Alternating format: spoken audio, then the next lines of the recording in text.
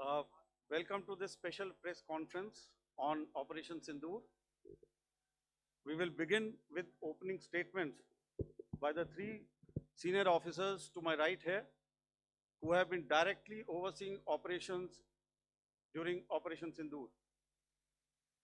We have Lieutenant General Rajiv Ghai, Director General Military Operations, who will cover the aspects related to land domain. Air Marshal A.K. Bharti, to his right, Director General Air Operations, will provide insights on the air domain. And to my right is Vice Admiral A.N. Pramod, Director General Naval Operations, who will cover aspects on maritime domain. Following their briefings, we will move on to the question answer session. I now request the DGMO to commence the opening brief. Thank you, Sandeep. A very good evening to all of you, ladies and gentlemen. You are all by now familiar with the brutality and the dastardly manner in which 26 innocent lives were prematurely terminated at Pahalgam on the 22nd of April. When you combine those horrific scenes and the pain of the families that the nation witnessed with numerous other recent terrorist strikes on our armed forces and defenseless civilians, we knew that the time had arrived to make yet another compelling statement of our resolve as a nation. Operation Sindoor was conceptualized with a clear military aim to punish the perpetrators and planners of terror and to destroy their terror infrastructure. What I do not state here, of course, is the often stated determination of India and its intolerance to terror. It set into motion a very diligent and microscopic scarring of the terror landscape across the borders and the identification of terror camps and training sites. The locations that emerged were numerous, but as we deliberated more, we realized that some of these terror hubs were now bereft of any presence and had preemptively been vacated, fearing retribution from us. There was also a term of reference and our own binding, self-imposed restriction to target only terrorists and thus prevent collateral damage.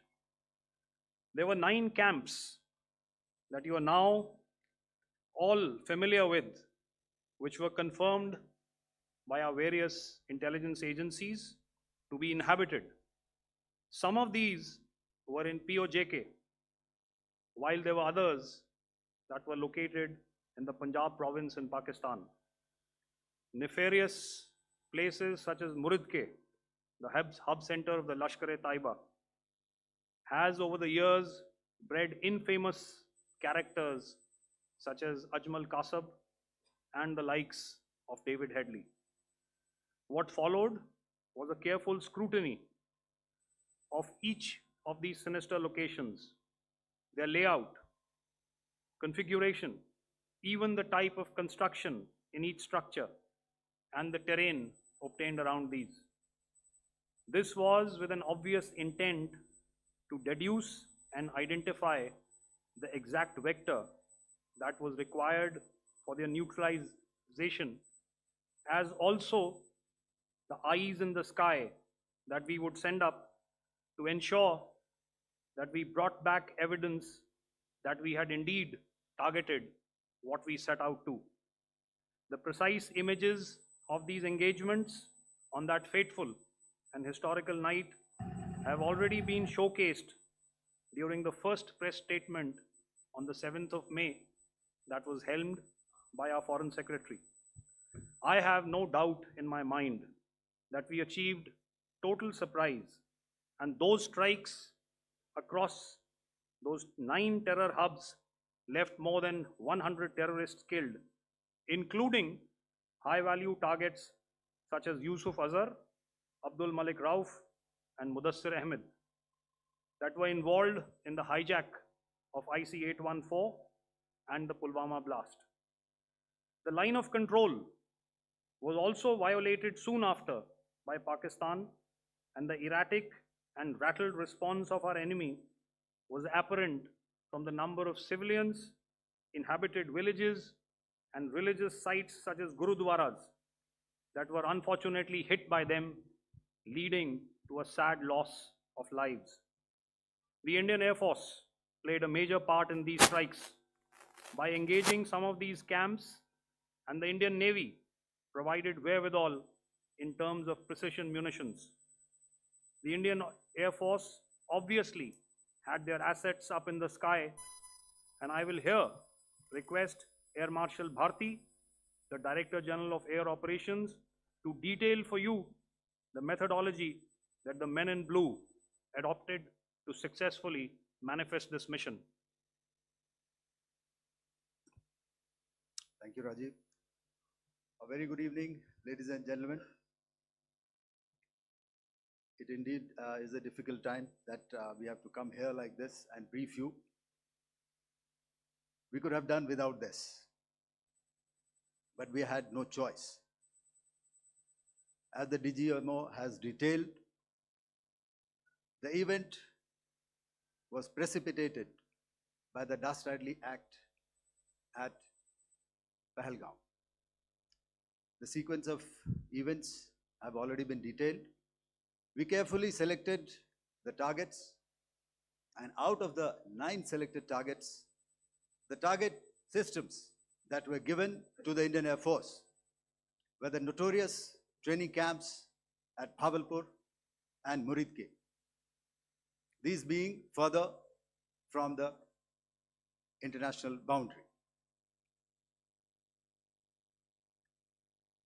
Through critical target system analysis, we analyzed what was to be done to annihilate these targets and plan to engage these targets with precision air-to-surface guided munitions so as to avoid collateral damage.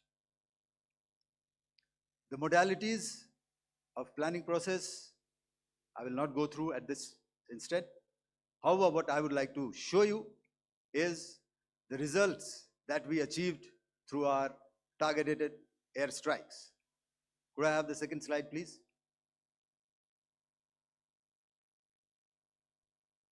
Yeah, change, please.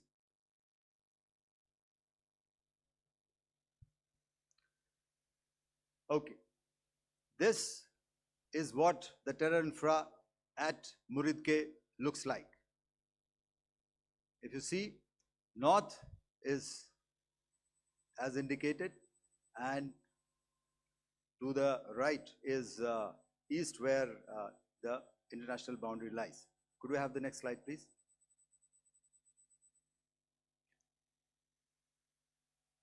Orientating. Just go back to one slide. Okay.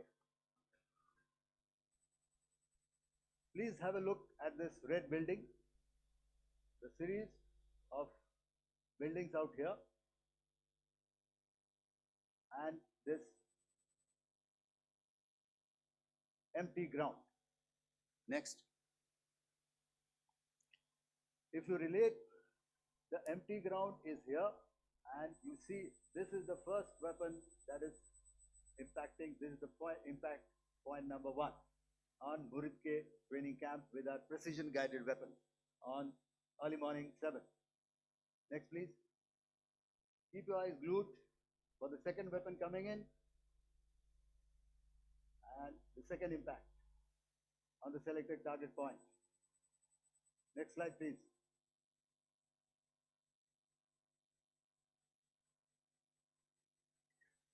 Third weapon, third impact. Continue. And fourth weapon, fourth impact. So these through these targeted and precision targeting, we addressed the target at Muridke, which was the turning infrastructure. Can you hear me? All right. Okay, I'll come closer to the mic. Now we go to the next target, which is the Bhavalpur training camp. Next slide, please. Okay, just wait. So the effect, if you see, the impact point, if I can point out, this is the impact point. The ammunition has gone through the roof and it has created a blast inside, the photographs of which you would have, all of you would have seen. And the red building, after that, there was this double-story building. It has been completely decimated by our precision targeting. Next, please. The target system, which was in the north, a series of buildings. I will show you how it looked. Next. Completely destroyed by our precision targeting. Next. Now coming to Bhavalpur, this is the target complex that we are dealing with, a fairly large target complex. So we had to carefully choose the points that we needed to address, which were high value and which would meet our stated objectives of eliminating the terrorists. I would like to draw your attention to this red canopy, and in relation to that, I would cover the targets. One target system is a series of buildings here, other one here, and other one out here. Next slide, please. This is how it looked before, and this is how the building looked after the impact of the weapon. And orientation in relation to this red canopy, you can see here. Next, please. Before, next, and after. The roofs have completely collapsed. Next. This is the target system. Next. Precision targeting. And we have achieved our objectives here. Next. All right. So that was what we did on the 7th. Our objective was to address these two terrorist camps, and that we did with precision. And thereafter, we maintained a robust air defense posture, because remember, our objective was to target the terrorist and terrorist infrastructure, not any other infrastructure, not the Pakistani military, not the Pakistani any other infrastructure. So that is what we have maintained on the 7th of May. However, what we saw in the evening of 7th of May, we were saturated with a raid of Pakistani unmanned aerial vehicles and small drones.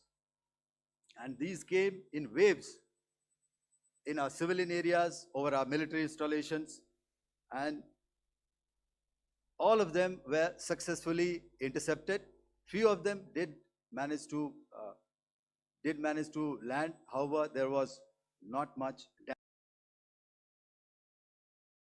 damage that they did. And we have our robust counter-US hard kill and soft kill systems which did the job. However, the difference here was that we had targeted the terrorists. The adversary now has targeted our civilians and the military infrastructure. So it had to be responded to. So in a quick and calibrated response, that very night, we struck their radar installations at Lahore and close to Gujranwala, the LYT installation, to indicate to him that we are ready, yet we do not want to escalate. Our fight was with the terrorists and not with the Pakistani military establishment. Thank you.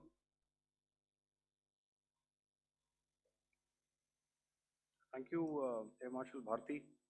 So, ladies and gentlemen, he's outlined operations not only on the night of 6th and 7th of May, when Operation Sindoor commenced, but also on the subsequent night, being well aware and familiar with the congenital and impulsive nature of our adversary, and even though we did attempt to reach out and communicate our compulsions to strike at the heart of terror to my counterpart in the immediate wake of Operation Sindoor, the request was brusquely turned down, with an intimation that a severe response was inevitable and in the offing. We were, of course, prepared. Operations on the 7th and the 8th, Air Marshal Bharti spoken about. On the night of 8th and 9th of May, they flew drones and aircrafts into our airspace all across the borders and made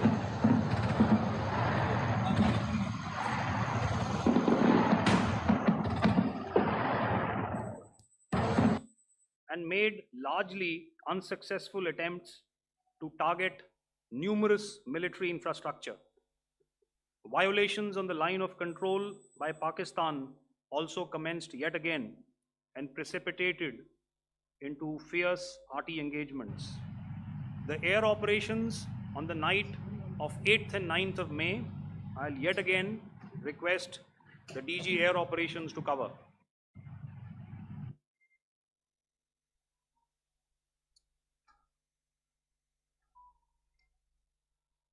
So I just covered what happened on the night of 7th and 8th. What we found that on the night of 8th and 9th, starting as early as 22:30 hours, our cities had a mass raid of drones, unmanned aerial vehicles, UCAVs, starting right from Srinagar, going down right up to Nalia. It was a mass raid in waves and it was relentless.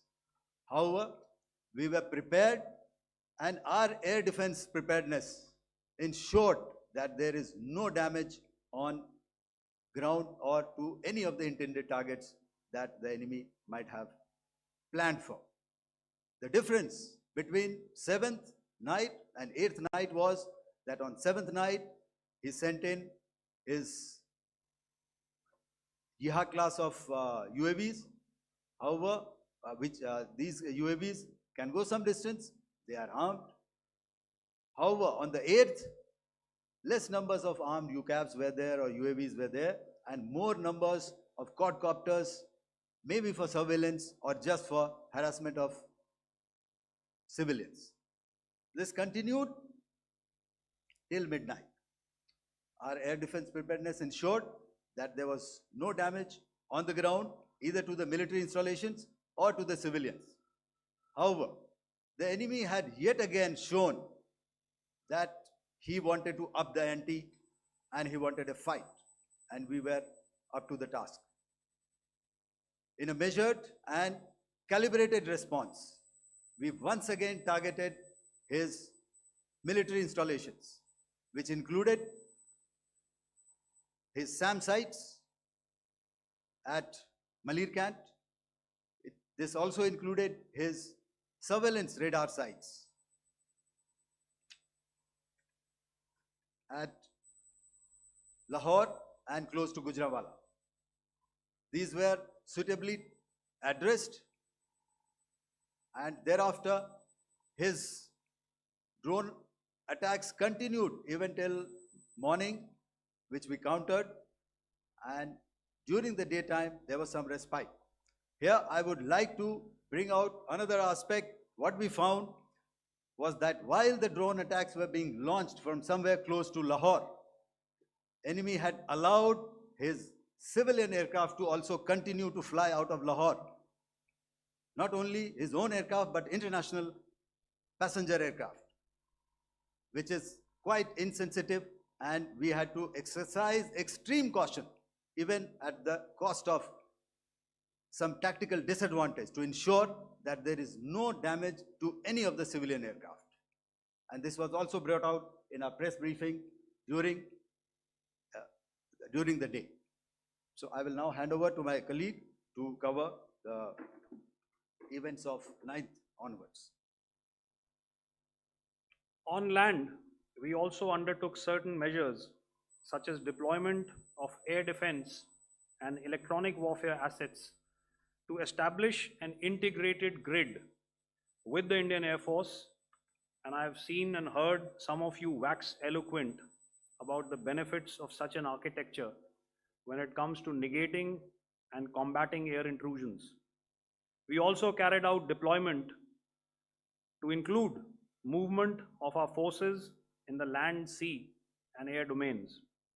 The night of the 9th and the 10th of May saw similar intrusions by drones and aircrafts, and this time there was a concerted effort to target airfields and some very, very important logistic installations, albeit yet again unsuccessful and denied gallantly and efficiently, I must say, by the integrated Indian Air Force and Indian Army Air Defense. We further strengthened our deployment and also initiated some pressure points to send a very clear and unambiguous message to the other side to desist from any misadventures on land. Some of the airfields and dumps saw repeated attacks in waves from the air. All were thwarted. The Pakistan Army has reported to have lost approximately 35 to 40 personnel in artillery and small arms firing on the line of control between the 7th and the 10th of May. What the other side had probably also not reckoned with was the speedy and precise turnaround and hit back by the Indian Air Force. And I will yet again ask Air Marshal Bharti to speak about these significant and game-changing strikes. I will thereafter request Vice Admiral Pramod, my colleague and Director General of Naval Operations, to tell us about some very telling naval maneuvers in the Arabian Sea that exerted pressure on the night of 9th and 10th of May. Over to you, sir. Commencing about 2000 hours, that is 8 p.m. local time, on 8th of May, several Pakistani unmanned aerial systems, drones, combat vehicles attacked multiple IF bases. These included Jammu, Udhampur, Pathankot, Amritsar, Bhatinda, Nal, Dalhousie, Thois, Jaisalmer, Uttarlai, Falodi, Nalia. These were almost simultaneous and they came in waves. All our AD guns and other systems were waiting for them. All these waves were neutralized by our trained crew using the air defense systems that they have, and also some of them were utilized using our legacy systems like Pechoras and IF Summer, which we have recently acquired. And some were neutralized by the Garud snipers. There was no damage on ground from these incursions and these mass raids, if I could call them, from the Pakistani side. However, following these relentless attacks on our air bases, on our forward positions, and on our civilian targets, this was time to convey some message to our adversaries. And therefore, a decision was taken to strike where it would hurt. And towards that in a swift, coordinated, calibrated attack, we struck his air bases, command centers, military infrastructure, air defense systems across the entire Western Front. The bases we struck include Chaklala, Rafiki, and mind you, Chaklala is Islamabad, Rahim Yar Khan, Sakar, sending a clear message that aggression will not be tolerated. This was followed by strikes at Sargoda, Bholari, Jacobabad. We also struck the C2 centers at Murid, the UAE complex at Murid, Rafiki, radar at Chunia, which I will show you, Rahim Yar Khan airfield, and the unmanned combat aerial vehicle hangar at Sakar. I would like to reiterate here that we have the capability to target every system at these bases and more. However, it was only a measured response to instill good wisdom to our adversary to refrain from further escalation. IF response was directed only at military installations, avoiding civilian and collateral damage. I would now like to show you some of the effects that have been achieved as a result of our air operation.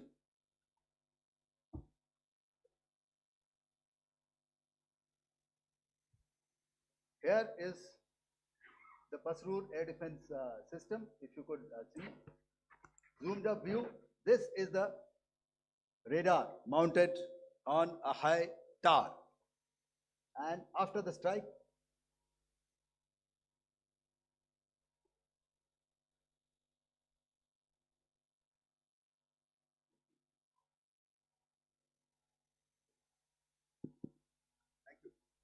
can you hear me? Yeah, thank you. And after the strike, this is what has happened. This radar has been taken out, completely burnt. Next slide, please. The Chunia air defense radar, which was taken out on 7th and 8th. This is the radar site. A blown up photograph, once again, on a tower. Not very clear, but what you see very clearly is the after effect after we have stuck. The radar head has been completely decapitated. Next slide, please. Arifwala air defense radar. In this complex, you see how it looked before, blown up image, and after really blown up. Next. Now coming to Sargodha airfield. Remember, this is one of their important airfields wherein they have a lot of assets, F-16s, other assets which they keep getting, training institutes.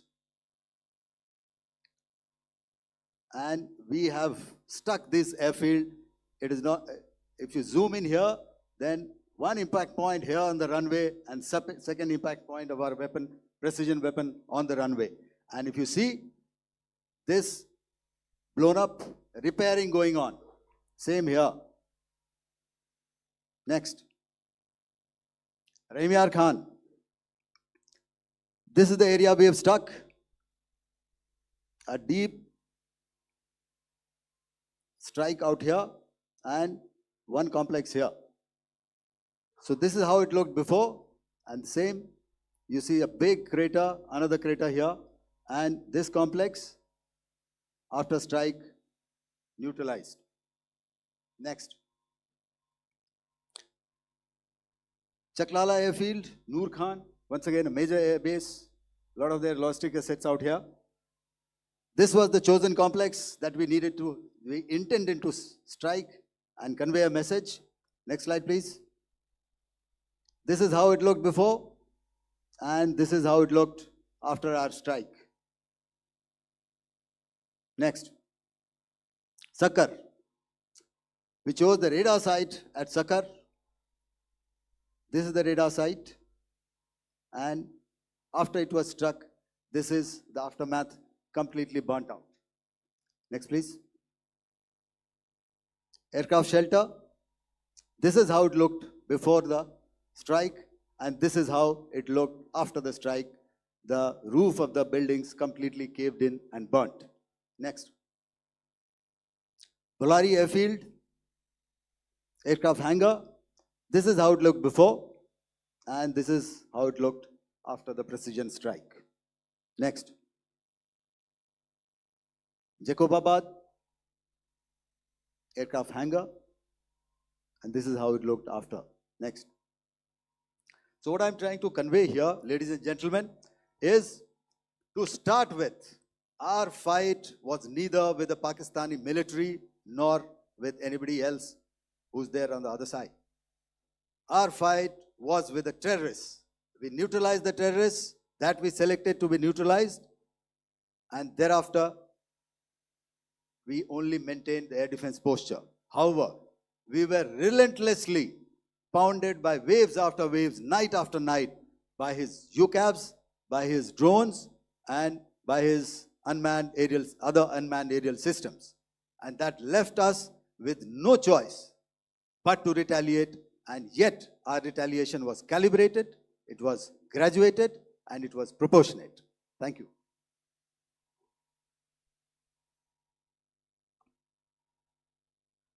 Good evening, ladies and gentlemen.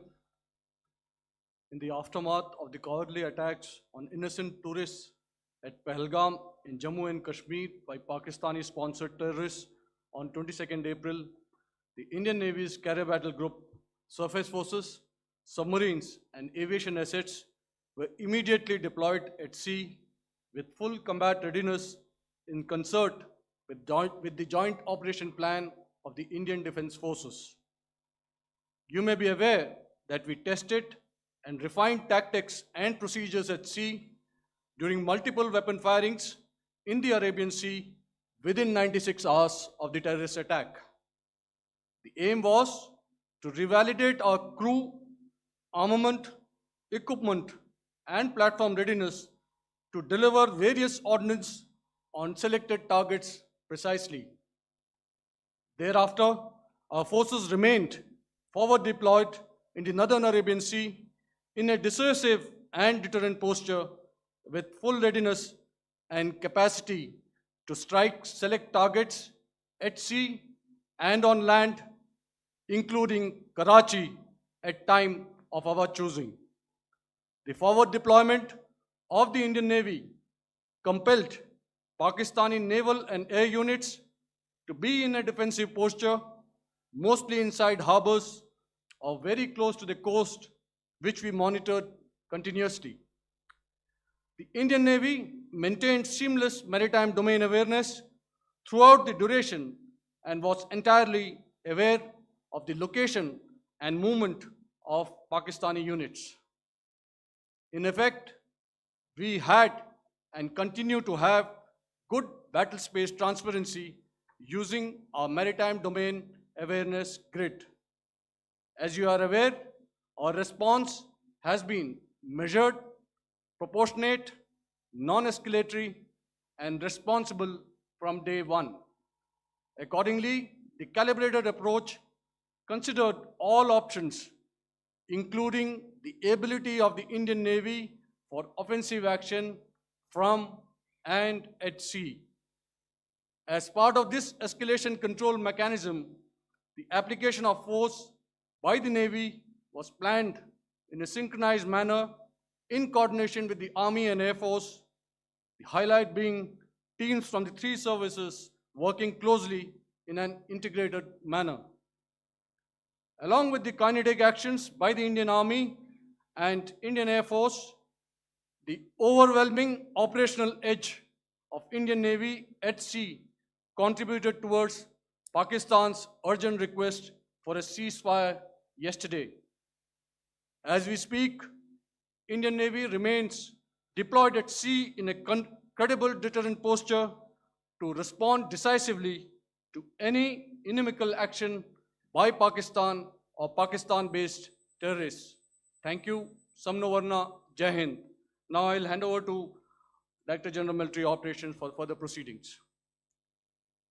Ladies and gentlemen, on the 10th of May, in the morning, even as we were getting into a huddle to wargame the events of the previous night, a routine exercise, I received a message on hotline from my counterpart in Pakistan seeking my willingness to communicate. Since our initial aim was to strike at terror camps, and all our actions in the subsequent days were in response to the intrusions and violations by the Pakistan Air Force and its army, it was decided that I would, indeed speak with my counterpart. You are already aware, I've seen it being covered on national television, that my communication with the Pak DGMO was conducted at 15:35 hours yesterday and resulted in cessation of cross-border firing and air intrusions by either side with effect from 1700 hours 10th of May, after he proposed that we cease hostilities. We also decided to further speak on the 12th of May, that's tomorrow, at 1200 hours, to discuss the modalities that would enable the longevity of this understanding. However, disappointingly, and must I add, expectedly, it took only a couple of hours for the Pakistan Army to violate these arrangements by cross-border and across the line of control firing, followed by drone intrusions across the expanse of the Western Front through last night and in the early hours of the morning today. These violations were responded to robustly and dealt with as they must be. We have earlier today sent another hotline message to my counterpart highlighting these violations of the understanding between the DGMOs on the 10th of May and our firm and clear intent to respond to these fiercely and punitively, if repeated tonight, subsequently, or later. In this regard, I must inform all of you that the Chief of Army Staff has earlier today conducted a security review and has granted full authority to our Army commanders for counter actions in the kinetic domain in case of any violation by Pakistan. In the end, I pay my solemn homage to my 5 fallen colleagues and brothers from the armed forces and civilians who have tragically lost their lives in Operation Sindoor. Our hearts go out to the bereaved families, and we express our solidarity to them in this lifetime and beyond, at this grave juncture in their lives. Their sacrifices shall always be remembered and spoken of in glowing terms by a grateful nation. We have thus far, ladies and gentlemen, exercised, and my colleague Pramod highlighted this, immense restraint, and our actions have been focused, measured, and non-escalatory. However, any threat to the sovereignty, territorial integrity, and safety of our citizens will be met with decisive force. Jai Hind. Okay, ladies and gentlemen, we are now open for questions. All right, now since I would not know all of you, I would expect you to please raise the placard or your hand, and once I indicate, I expect you to please give out your name and the media group that you belong to. Keep your questions short so that we can take as many questions as possible. Also, ladies and gentlemen, kindly bear in mind that confidential aspects may not be answered by the 3 DGMOs. Right. I've got a lot of hands here. Let me start from the left. Left foot always in front when we start marching. So here we have to the left, okay. Yeah, 238.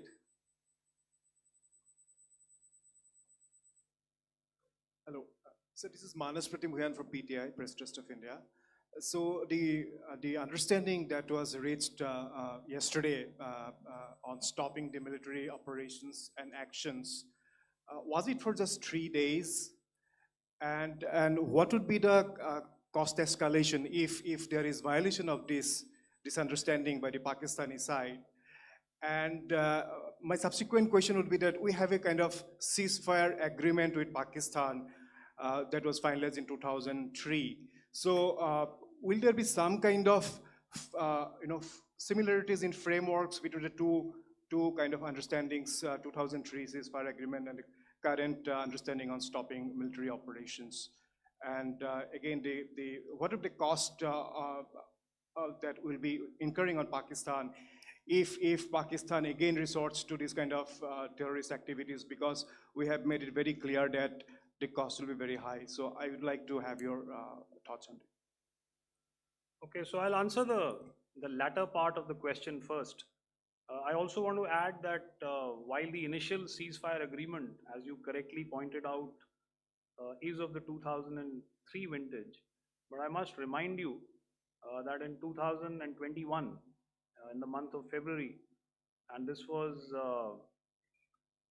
then when the crisis in eastern Ladakh was also on, the two DGMOs had spoken and arrived at a ceasefire understanding that lasted right up until this unfortunate attack at Pahalgam. Once our Foreign Secretary had announced the decisions of the CCS in the immediate wake of that attack, he had announced certain measures, and then of course Pakistan had in turn made its own announcements. Since then, there have been certain violations of this ceasefire understanding, and of course after the 7th of May, like I pointed out during my statement, that there have been numerous violations on the line of control especially, and of course along the international boundary by the Pakistan Army and the Pakistan Air Force. This understanding that we spoke about yesterday, no, it was not for 3 days. It was first to stop aggressive and hostile activities immediately, let that order and direction settle down for about 36 hours, and thereafter discuss modalities, like I said, to ensure its longevity. That is tomorrow on the 12th of May. But unfortunately, we had a violation starting at approximately 1900 hours last night, and we've sent a communique, like I said, to the Pakistan Military Operations Directorate, and we will await what happens tonight. All right. The cost escalation, I'll leave it to your best imagination. I've already said that the response will be fierce and punitive. Now, the right foot forward. Yeah.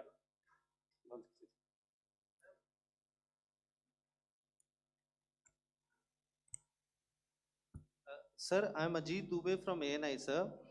Sir, my question is that you talked about the loss of lives to the Pakistan army, that was around 35 to 40 kills secured by the Indian army.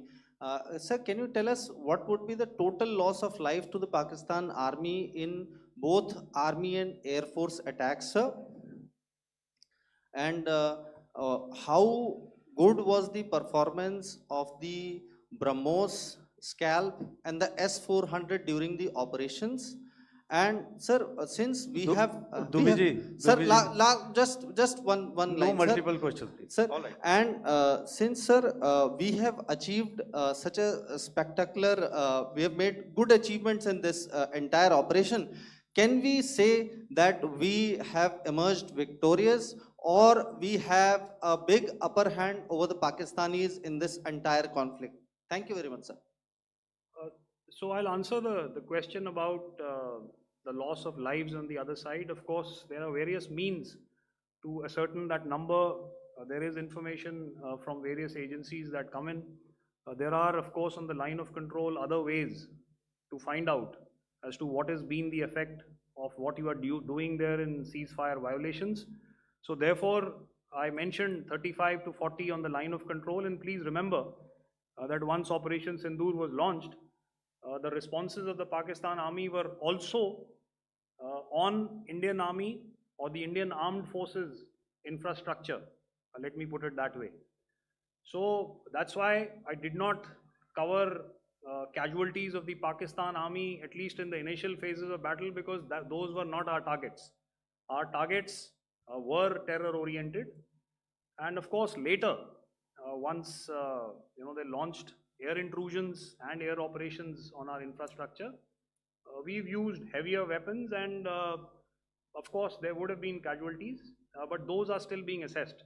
The effects of the weapons that you mentioned, I will request Air Marshal Bharti to apprise all of you about those. Good evening, Mr. Ajit. How are you? Ajit, okay, the meeting after some time. I never mentioned about any of the weapons that we used. Check. Okay. What I was saying, that I never mentioned of any of the weapons, the caliber that we used. All right, so we'll leave it at that. Those are matters of operational details which I would not like to go into. But suffice to say that whatever methods and whatever means we have chosen, it had the desired effects on the enemy targets. How many casualties? How many injuries? Well, to start with, our aim was not to inflict casualties, but in case there have been, it is for them to count. Our job is to hit the target, not to count the body bags. And the last part of your question, I wonder if you read out the tweet on ADGPI at midnight once we'd done what we had to in Operation Sindoor. And that's credit to my friend here on the left. Justice has been served, Ajit. That is all that I will say.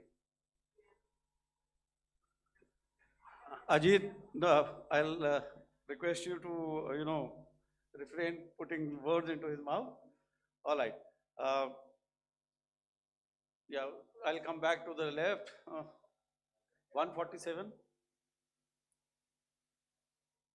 Sorry, 47. No, 47. Did I see it here or? Yeah. Good I evening, saw it there. gentlemen. Sorry, 147, I saw it there. Sorry. Yeah, since I've already said 147, start please. Hi, sir. Good evening. This is Shivam Patel from Reuters News Agency. Thank you for giving me the opportunity. My question, sir, is how many military targets did Indian Armed Forces strike in Pakistan in response to the attacks from Pakistan? How were these targets selected? And how many troop casualties have been there in total on both sides, if you could give details? Thank you. I'm sorry, where are you? I haven't Yeah, spotted his. he's to the Yeah. right. Can you just repeat that for me, please? Sure, sir. So my name is Shivam Patel. I'm from Reuters News Agency. My question is, how many military targets in total did the Indian Armed Forces strike in Pakistan in response to the attack from Pakistan? How were these targets selected? And how many troop casualties have been there on both sides, if you can? So you're speaking of the targets that I mentioned in the wake of the attack at Pahalgam, right?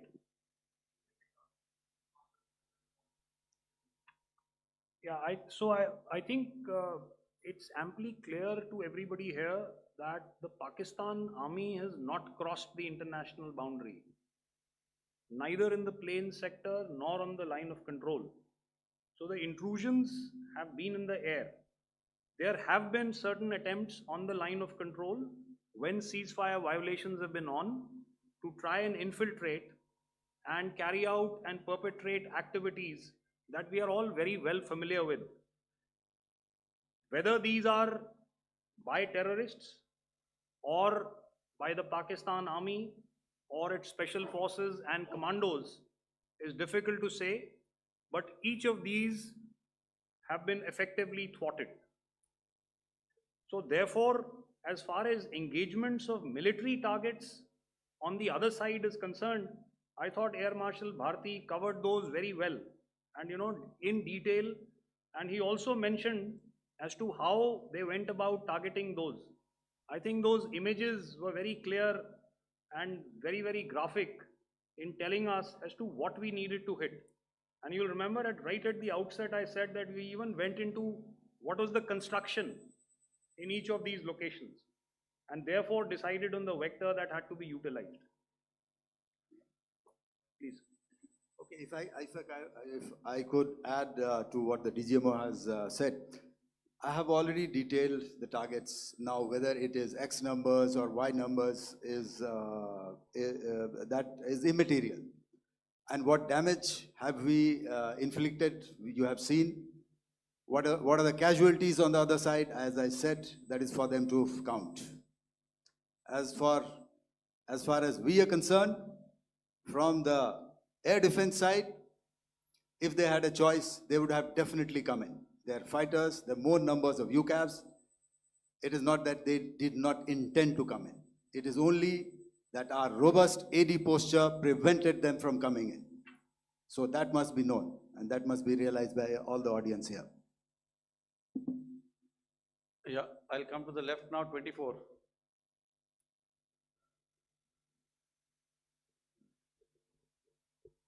Good evening, sir. This is Anvesh Rath from Z. Sir, I wanted to know on the first briefing, which was done by FS and two representatives from Air Force and Army, you showed a list where there was 21 places in that list. You have stuck 9. Are more operations going to be held? Is Operation Sindoor still on? And the second question, thank you, sir. Thank you so much. And also, I want to congratulate all three of you for a fantastic operation that you guys have done. Thank you so much. Thank you so much for that one question. Yeah. Sir, the question. Unfortunately, Rath, is that your name? I'm sorry. You know, as far as operational details are concerned, I am not in a position to share those right now. But I think I'll take a cue from Pramod. You know, he said towards the end that the Indian Navy is still in a posture that is deterrent. And I have already made it very clear towards the end of what I said that it's only a couple of hours ago that the Chief of Army Staff has carried out a security review, and he's authorized our Army commanders to deal with violations of any kind from across the borders in a manner that they deem fit. So again, to reiterate, the response will be fierce and it will be punitive.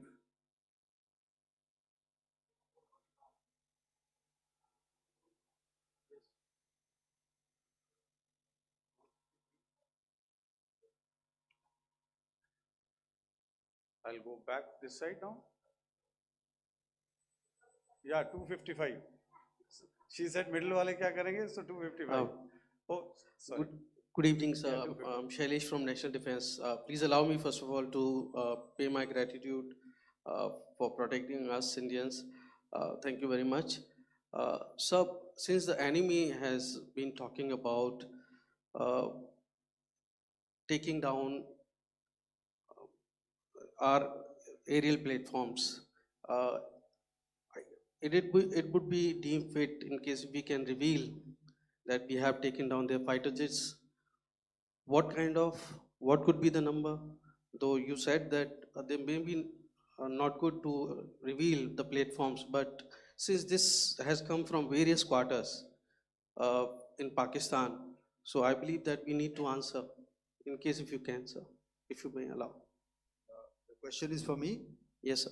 Okay, and if I get it right, you want to know how many of their planes we have downed? Yes, sir. Yes, sir. All right. See, as I said, their planes were prevented from coming inside our border. All right.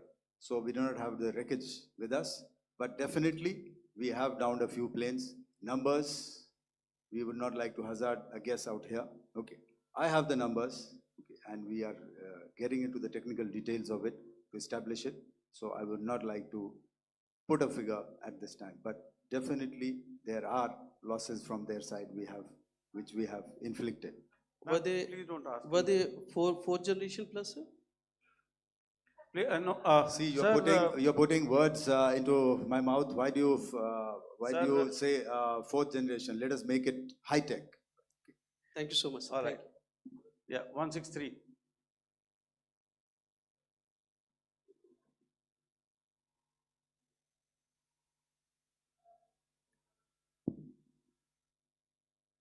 तो मैं मंजीत नेगी हूँ आज तक से। मेरा सवाल ये है कि इस पूरे ऑपरेशन में जो आतंकी ठिकानों को निशाना बनाया गया, क्या नंबर्स कुछ बता सकते हैं कितने आतंकी मारे गए? कुछ नाम सरकार मतलब कुछ नाम मीडिया में आए भी हैं जो बड़े उसके मास्टरमाइंड थे। और एक सवाल जो आज एयरफोर्स ने भी एक ट्वीट किया कि ऑपरेशन सिंदूर अभी जारी है और सरकार की तरफ से भी कहा गया। और पिछली बार जब विदेश मंत्रालय की प्रेस कॉन्फ्रेंस पहली हुई थी उसमें वो लिस्ट दिखाई गई थी कि 21 टेरर कैंप आइडेंटिफाई किए गए हैं। तो क्या जो बाकी बचे हुए टेरर कैंप हैं उन पर भी कार्रवाई होगी? और एक नंबर अगर आप बता पाएं कितने टेररिस्ट मारे गए? Manjeet ji, 3 questions. The third one has just been asked here before. So 21 this thing. So I'll request the first to be answered so that we have more number of people who can ask. Manjeet, जब मैंने statement दिया तो मैंने शुरू में ही कहा कि जैसे ही ऑपरेशन सिंदूर कॉन्सेप्चुअलाइज हुआ तो हमारा जो पीछे की कार्रवाई होती है स्पेड वर्क और टारगेट्स को आइडेंटिफाई और एनालाइज करने की कार्रवाई शुरू हो गई थी। मैंने जब स्टेटमेंट दिया तो मैंने बताया कि बहुत सारे थे, हमने 21 दिखाए होंगे और भी हैं, लेकिन वो लिस्ट फिल्टर करते करते 21 तक पहुंची। अब क्या आगे एंगेज किए जाएंगे? अगर ज़रूरत पड़ेगी तो ज़रूर एंगेज किए जाएंगे, लेकिन मैंने बताया कि इस समय जो इंट एजेंसीज ने हमें बताया कि फलाने कैंप में प्रेजेंस है, हमने उनको एंगेज किया। कुछ नाम मैंने लिए, कुछ नाम अभी पुख्ता किए जा रहे हैं। मैंने आपको बताया कि जो इंट एजेंसीज ने अभी तक असेसमेंट किया है उसमें उन्होंने कहा है कि तकरीबन 100 से ज़्यादा मारे गए हैं। और एक आज आपने तस्वीर भी देखी कि काफ़ी प्रोमिनेंट जो फ्यूनरल था, काफ़ी प्रोमिनेंट एक जो हस्ती हैं वो ऑर्गेनाइज कर रहे थे, और उस फ्यूनरल में और कौन कौन लोग अटेंड कर रहे थे वो तो आपने देखा ही। तो आप लोग सब समझदार हैं और मुझे ये कहने की ज़रूरत नहीं है कि इन लोगों को कहाँ से सपोर्ट मिल रहा है। अगर नहीं मिल रहा होता तो ऑपरेशन सिंदूर नहीं होता, तो उसी की वजह से है ये ऑपरेशन। तो मेरे ख्याल से मैंने आपके सारे सवालों का जवाब दे दिया है। Ma'am. Sir, next is from 17. Sir, मेरा नाम अंजू निर्वाण है, TV9 भारतवर्ष से। सर, मेरा सवाल ये है कि ऑपरेशन सिंदूर में हमारी जो इंडियन नेवी है उसके बारे में सर थोड़ा सा बताएं कि किस तरह की उसकी भूमिका रही, क्योंकि हमने इस दौरान सर देखा कि बहुत सारी स्पेकुलेशन भी रही और ये बोला गया कि कराची तक हमारी नेवी ने ऑपरेशन किया है। तो सर इस पे थोड़ी सी क्लैरिटी चाहिए। और सर हमने कौन कौन से फाइटर एयरक्राफ्ट डाउन किए हैं, अगर उसका भी थोड़ा सा क्लैरिटी मिल जाए तो अच्छा रहेगा। तो मैं आपका पहले सवाल का जवाब दूंगा। I will make few sentences and leave it for your imagination. First of all, as I mentioned, we have quantitative and qualitative edge to deliver a massive blow to our adversary, and we completely dominate in the maritime front. Indian Navy's action is part of the escalation ladder mechanism which we have worked out amongst 3 services. This time, if Pakistan dare take any action, and Pakistan knows it, what we are going to do. That's all. आपके सवाल का जवाब मैं पहले दे चुका हूं। आपके सवाल का जवाब मैं पहले दे चुका हूं, इसलिए मैं बस उस तक ही सीमित रखूंगा और इतना कहना चाहूंगा कि आने वाले दिनों में आपको खुद ही पता चल जाएगा और ऐसी बातें छुपी नहीं रहती हैं, तो पता चल जाएगा। So at this time we'll just let it be. Okay, ladies and gentlemen, we have 1 or 2 more questions, sir. So please, they are going to be outside. You can speak to them there also. 104, 104.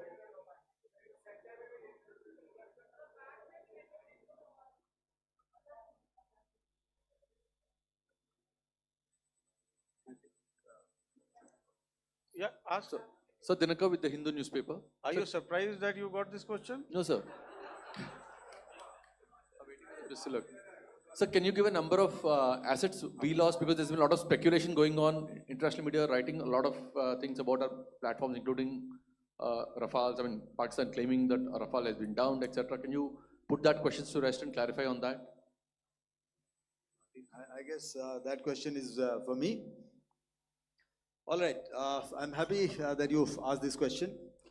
You know, we are in a combat scenario, and losses are a part of combat. The question that you must ask us, okay, and indeed that we must ask ourselves, you inclusive, is have we achieved our objectives? Have we achieved our objective of decimating that terrorist camp? And the answer is a thumping yes. And the results are for the whole world to see. As for the details, what could have been, how many numbers, which platform did we lose? You know, at this time, I would not like to comment on that, because we are still in a combat situation. And if I comment on anything, it will only be advantage adversary. So we don't want to give him any advantage at this stage. All I can say is that we have achieved our objectives that we selected, and all our pilots are back home. Thank you. Okay, hold. Please don't. Please be civil here. So we'll have 220 now. Hello sir, this is Anita Chaudhary sir from Swadesh newspaper. मेरा सवाल है, क्योंकि ये हमारे जो पहले जो action रहा वो आतंकवाद के खिलाफ रहा, तो आतंकवाद में अजहर मसूद की तरफ से एक बयान जारी किया गया था जिसमें उन्होंने कहा कि हम इसका बदला लेंगे और जाज रुलाएंगे। तो क्या अगला, अगर खुदा न खास्ता अगला टेरर अटैक किसी भी तरह का होता है, तो क्या उसे एक्ट ऑफ वॉर में हमारी तरफ से लिया जाएगा और उसका क्या माकूल जवाब दिया जा सकता है? मेरा इसमें सिर्फ एक ही जवाब है आपके लिए कि हमने अपनी कार्रवाई करी। हमने उसके बाद मैंने अपने स्टेटमेंट में भी बताया कि ये कम्युनिकेट करने की कोशिश करी कि हमने इस तरीके से ये जो स्ट्राइक्स हैं वो क्यों की। लेकिन जो हमारा एडवर्सरी है उसने जैसे मुनासिब समझा वो कार्रवाई करी। तो आपने देखा कि ये जो एक्टिविटीज़ चल रही हैं 3-4 दिन से, ये कोई वॉर से कम नहीं है। नॉर्मल सर्कमस्टांसेस में एक दूसरे देश की एयर फोर्सेस हवा में नहीं उड़ती हैं और एक दूसरे के ऊपर स्ट्राइक्स नहीं करती हैं। हर रात इंट्रूजन्स नहीं होते हैं। लाइन ऑफ कंट्रोल पर सीज फायर वायोलेशंस, आपके एक साथी ने सवाल पूछा था शुरू में, एक सीज फायर अंडरस्टैंडिंग था, वो भी जा चुका है। उस सीज फायर अंडरस्टैंडिंग के जाते जो फायरिंग हो रही है लाइन ऑफ कंट्रोल में, उसमें घुसपैठ की कोशिश हो रही है। आमतौर पर ये घुसपैठ लाइन ऑफ कंट्रोल में टेररिस्ट करते हैं, लेकिन हमें इंफॉर्मेशन है कि हो सकता है ये पाकिस्तान आर्मी की टोलियां भी हों जो हमारे पोस्ट के ऊपर खामी पहुंचाने की कोशिश कर रही हैं। तो ये सारी एक्टिविटीज़ तो वॉर में शामिल हैं। तो ये कहना मुश्किल है कि आगे क्या होगा, वो स्पेक्यूलेटिव जोन में आ जाता है और मैं स्पेक्यूलेट नहीं करना चाहता। हर एक सिचुएशन अलग होती है और उससे एक तरीके से डील किया जाता है। मैं एक सवाल इसका मैं जवाब देना चाहता हूँ, 1 मिनट। जो मिलिट्री होता है, our main job is to prevent war and maintain peace and stability. So it is not that our response is a graded response. That means अगर किसी ने किया तो उसको graded उसमें किया, जैसे terrorist action हुआ तो what we did is a terrorist action and we destroyed all the terrorist camps. उसके बाद आपने देखा कि उनने थोड़ा सा कोशिश किया तो हमारे एयरफोर्स एंड आर्मी ने क्या किया, तो मिलिट्री टारगेट्स हैं उनको उनके ऊपर थोड़ा. So our aim is to maintain peace and tell our adversary that you do this and the response will be bloody. Okay, now as per the, please, we'll have 166 and 25, and after that, no more, please. Sir, this side. Ladies and gentlemen, please maintain, Sir, I'll this request side, you to sir. please be quiet. Jal Ghai? No. This side, sir. We have only two Sir, questions left, 166. Yeah, please start. So I'm Rahul Singh from Hindustan Times, sir. So you were totally on top of the game in the kind of losses you've inflicted on the enemy. I mean, we saw the slides and everything. So it kind of comes across that you were batting it 99 and you decided to declare your innings. What are your thoughts on that, sir? And do you think, are you weighing the option of the Pakistan army using this time, buying this time of the so-called ceasefire, or the understanding? And you talked about how they could not be trusted. So buying time to kind of build up their war reserves, getting stuff from their friends like Turkey or China, are we considering that possibility, sir? Look, see, the call came from the Pakistani side to speak about cessation of hostilities. What pauses mean during such conflicts is known to everybody. You know, I don't want to go into the pros and cons of how preparation for war is made. You know, that is a process in itself. But I think my senior colleague here, the DG Air Operations, spoke, or he alluded at least, you know, to what this operation was precisely and specifically meant for. And I think that's something that we achieved, you know, right at the outset. Had we had the option not to go further, we probably wouldn't have. But we've been compelled to be in this situation. And as you've seen, the armed forces of India, and you know, you've got the three Director Generals sitting here, we are always prepared to face any eventuality. And like I said, that's for the sovereignty, the territorial integrity, and the safety of our citizens. So whatever has to be done will be done. You know, I'm not so concerned about what Pakistan will do in this time. I'm only concerned about what we will do. We have a roadmap and a plan, and we will follow it diligently, and we will follow it to the T. You know, that's the contention that I want to make here today. Ma'am, please. Okay, the last question, and ma'am, 25, she's been asking since the first one. Sir, I'm Nandita. Sir.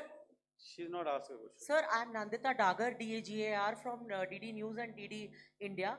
Sir, I wanted to ask you that my question is to General Ghai. Sir, you spoke to your counterpart yesterday and the Pakistani counterpart. Sir, what is the Indian Army's assessment that despite that agreement, that talk that you had, despite that agreement coming into effect at 1700 hours yesterday, why did they violate it? And number two, yesterday at the joint Defense Ministry and Foreign Ministry briefing, Wing Commander Vyomika Singh and Colonel Sophia Qureshi had told us that we have cited the Pakistani troops amassing at the borders and at the LOC. Sir, has that situation changed? Have they withdrawn?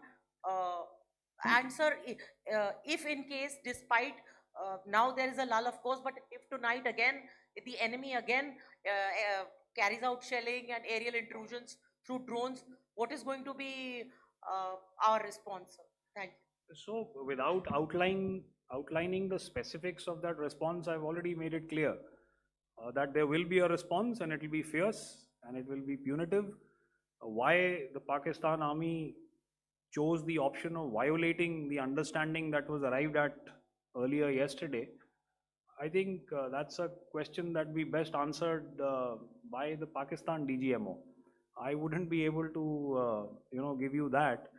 But, in situations such as these, and if you go back into any conflict, sometimes these understandings take time, to fructify and manifest on ground. But without, getting into the reasons. It is our mandate to be prepared at all times, and that we were. It's not as if because there was an understanding we weren't prepared. I must tell you that the armed forces were on a very, very high alert, and they continue to be in that state even as we speak. All right. Ladies and gentlemen, please, ma'am, please. Okay, thank you so much for coming today. Those who have missed asking a question, those who have missed, see, I knew I'll grab this attention from you like this.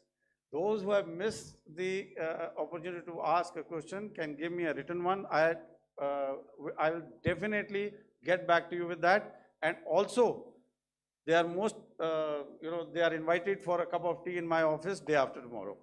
Thank you, ladies and gentlemen, for coming. Thank you. Thank you very much. Jai Hind. Jai Hind.